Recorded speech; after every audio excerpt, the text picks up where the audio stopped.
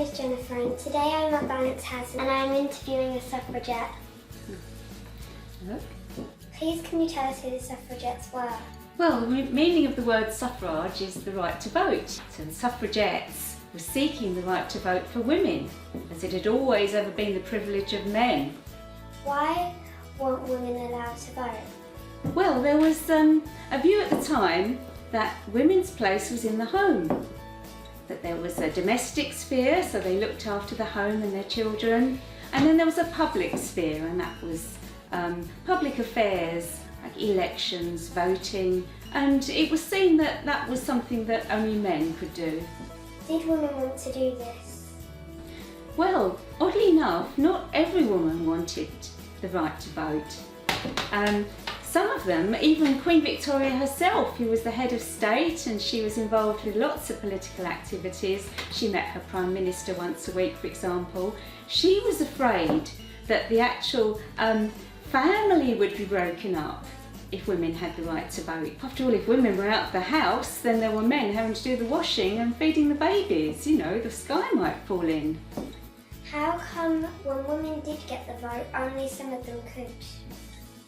Well, when they did get the vote in 1918, only those over 30 could vote, whereas with men it was over 21.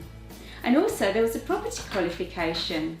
So if they weren't a householder or married to a householder, supposing they were living in a dormitory above a shop, or if they were in lodgings, then they couldn't vote.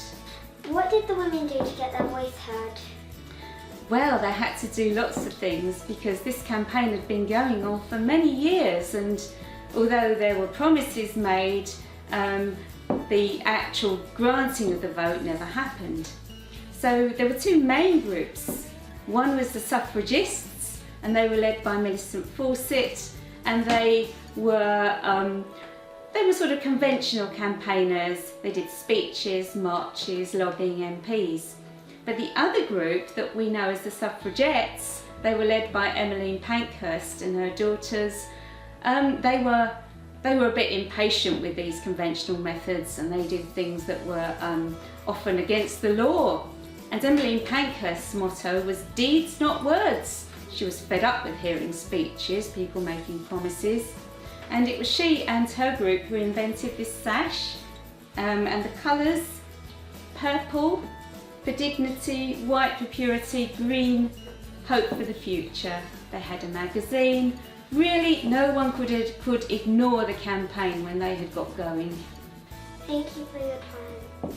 Oh, thank you very much for inviting me to speak. It's a pleasure to say this at this time, the centenary of women's right to vote, and of course to remember the great activities of the suffragettes in Barking and Dagenham.